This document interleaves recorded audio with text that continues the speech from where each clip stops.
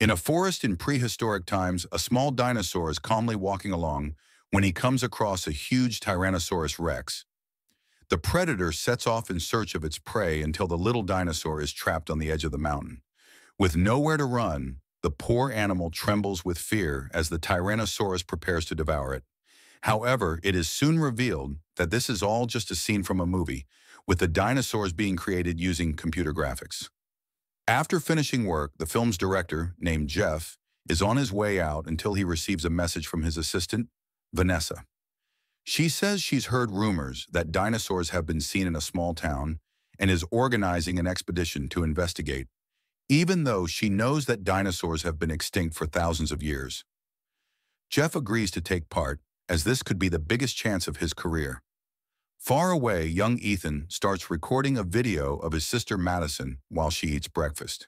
He wants to showcase the girl's talents as a singer so that they can both become famous on social media. However, the girl doesn't like exposing herself and goes to the treehouse to be alone.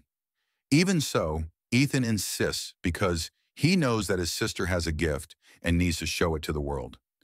Madison, however, prefers to keep this a secret and soon changes the subject, inviting her brother to go downtown to see a new model of cell phone. The two walk along the sidewalk with Ethan recording the ride on his phone until suddenly they see someone being run over. The driver was distracted by his cell phone and ended up hitting a man named Mortimer, who was carrying a bag.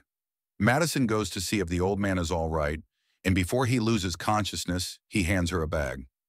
Confused, the girl runs back home, and on opening the bag, she finds nothing less than a dinosaur egg. Shortly afterwards, the egg hatches, and out of it emerges a baby, which Madison names Spike. The baby is agitated, but the girl begins to sing, and her beautiful voice calms the little dinosaur. Ethan then gives Spike a tracker, and even though the dinosaur has swallowed it, the boy can now locate him using the GPS app. Back in the city center, Jeff and Vanessa have just arrived and go to a coffee shop. They talk about the dinosaur rumors in the area and plan to make a documentary about it. As they talk, the attendant called Wendy listens in as if she knows something about these rumors. At the same time in the hospital, Mortimer wakes up after the accident, and as soon as the nurse leaves the room, he runs off to another room and grabs one of doctor's robes. What the man didn't expect was that one of the nurses would mistake him for a doctor and take him to the operating room. When he gets there, the guy gets sick at the sight of the patient and faints, waking up minutes later in a wheelchair. The old man then seizes the chance and flees the hospital as he needs to recover his bag and the dinosaur egg. In another part of the city, Jeff and Vanessa start interviewing at a hospital to find out more about the dinosaur incidents. The first interviewees are Dr. Yost and his assistant Samuel, who says they have dedicated their lives to finding a way to recreate dinosaurs. However, it is soon revealed by the hospital doctor that the two are patients in a psychiatric institution, and nothing they have said is true. In the end, Jeff and Vanessa have just wasted their time and need to find new interviewees to continue with the documentary. Back in the treehouse, the little dinosaur explores the place. While Ethan shows his sister the recording of the accident in the street in the video, before the old man fainted, he mentioned the name Wendy, the same as the young woman who works in the coffee shop. The two siblings believe that she knows where Spike came from and decide to go after her to find out more. But before they go, Spike sees a mystical portal opening in the middle of the forest and runs out of the treehouse. He heads towards the town, and in a matter of seconds, the dinosaur increases in size as if it were undergoing accelerated growth. Just then, Jeff goes to the town hall to get permission to interview the town's residents. The mayor calls Mason to give his permission, but as soon as Jeff leaves, Wendy appears, revealing that she is Mason's daughter. She asks why her father authorized the interviews, as this will expose the portal that connects the city to the world of dinosaurs. Mason calms his daughter down, saying that the portal only opens on the full moon, and by then, the film crew will have finished their interviews and will be leaving town. The mayor then accompanies his daughter back home. But as they leave the town hall, they come across Mortimer, who has just escaped from the hospital. The guy reveals not only that he knows about the portal to the world of dinosaurs, but also that he knew Wendy's grandmother in the past. It was he who found out about this dimension where the dinosaurs didn't go extinct, and that the egg he found came from the portal. Now he needs to take the egg back, and Wendy invites him to the coffee shop to find out more details. Once there, Mortimer tells her that he was expecting the portal to open on the next full moon but ended up in a car accident and gave the egg to two siblings. Meanwhile, Ethan and Madison show up at the cafeteria looking for Wendy and tell her that the egg has hatched and the dinosaur has escaped. This news is not good, as Mortimer explains that when the dinosaur goes through the portal, it undergoes transformations, including accelerated growth. His theory soon proves true when Spike appears in front of the cafe, much bigger than before. The group chases after the dinosaur but can't find him. So Madison invites Wendy and Mortimer to her house to think of a way to send Spike back to his world. Meanwhile, Jeff and his team take advantage of the city's scenery to shoot more scenes for the movie until they come across Spike in front of the cameras. Everyone screams with fear, and the dinosaur gets scared, running into an alley. Seeing that the rumors about dinosaurs in town were true, the team decides to go after them, but they need an expert on the subject. They go to the coffee shop and call a local paleontologist. With the entire conversation being overheard by one of Wendy's colleagues at Madison and Ethan's house, Wendy is informed by her colleague about the film crew's plans and thinks of a way to stop them. Mortimer then decides to disguise himself as a paleontologist and goes to the coffee shop first, promising to take Jeff and his team to the dinosaur's nest. Hours later, the group reaches the city forest, and Mortimer does his best to slow them down, following the wrong clues and stopping to eat and rest. Meanwhile, Wendy, Ethan, and Madison also go to the forest, as the young woman knows where the portal to the dinosaur world opens. Despite being in the right place, the portal ends up opening before the full moon and appears in front of the film crew. This unexpected event frightens Mortimer, who tells everyone to stay away. But Vanessa takes no notice of the warnings and goes through the portal to get a closer look. Seconds later, she returns and tells them that on the other side, she has found a world inhabited by dinosaurs.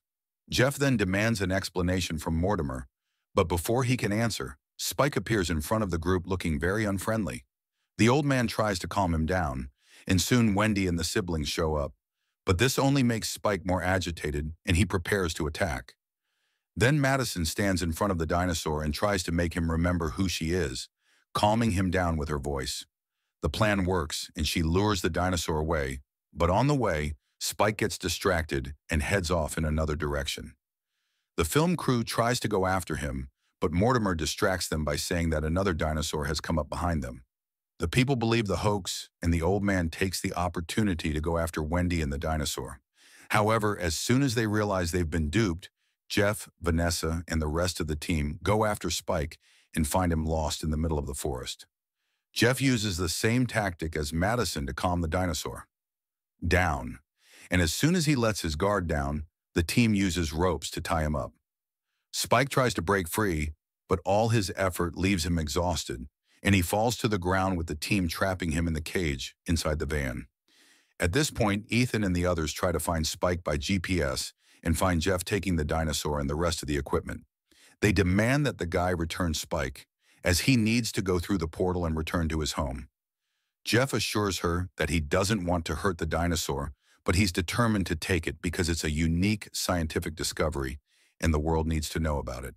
He then leaves, and Madison tries to stop him, but Mortimer stops her and says that they will find another way to save Spike.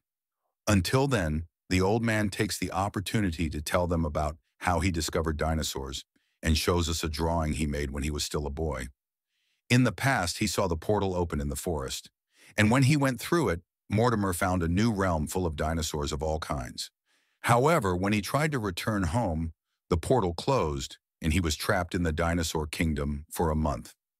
During this time, Mortimer searched for other portals without success, until he found huge meteorites in the shape of crystals. They were scattered around the world and were able to absorb the lunar energy emitted on full moon nights. When this happened, portals were created, and over the course of a day, the world of dinosaurs and that of humans were connected. Finally, Mortimer managed to return to his world and decided to keep it a secret. Since then, he's been doing his best to protect the world from dinosaurs, but it seems that the portals are now opening, even when it's not a full moon night. He deduces that this is happening because of the crystals, and they need to be destroyed before anyone else goes through the portals. With the whole story revealed, the group decides to split up, with Madison and Wendy returning to the city in search of Spike. By coincidence, they meet the film crew again in the cafeteria and enter without them noticing. Wendy then takes her colleague's glasses and the cap of one of the customers to act as a disguise while she sits at the table next to the group. The young woman listens to the team's plans, with Vanessa coming up with the idea of presenting the dinosaur at the town's theater. Not only that, but she intends to broadcast the show live so that the whole world finds out about its existence and they become rich and famous. After hearing everything, Wendy relays the information to Madison, and the two rush back to the treehouse to warn Ethan and Mortimer. Unfortunately, they haven't found out where Spike is hiding, but the important thing is that he's still in town. Mortimer and Wendy try to think of a solution, while Ethan and Madison are called by their mother for dinner. After the meal, the siblings watch the newspaper, and the reporter announces a big event at the town's theater. The organizers won't reveal what it is, but they promise it will be something unprecedented and unbelievable. Madison suspects that they are talking about Spike and summons Wendy and Mortimer to meet in the treehouse once again. Meanwhile, at the theater, the team is preparing for the big event with the dinosaur trapped in a cage. However, due to the effects of traveling between worlds, Spike begins to grow more and more and destroys the cage without difficulty. Everyone is startled by this except Vanessa, who orders the security team to stop the dinosaur. The security guards then fire a tranquilizer dart at Spike, causing him to fall to the ground unconscious. Jeff doesn't like this attitude and says that he didn't hire the team, but Vanessa reveals that she made this decision on her own. She also reveals that she's tired of following Jeff's orders and now wants to take charge of the situation and keep the profits for herself. Surprised by her attitude, Jeff realizes that he made a mistake when he captured the dinosaur. At the same time, Madison and her friends get together to save Spike, and Wendy's father also comes along to help. He brought the theater's floor plan, showing all the entrances to the venue.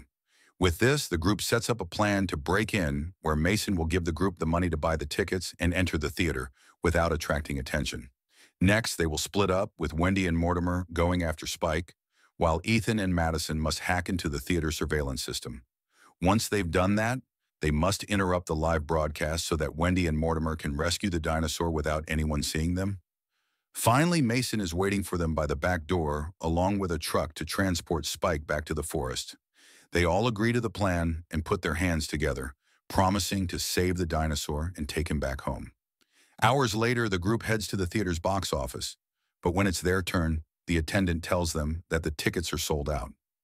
Fortunately, Madison and Ethan's mother also shows up at the theater, saying that she has also bought the tickets for her children.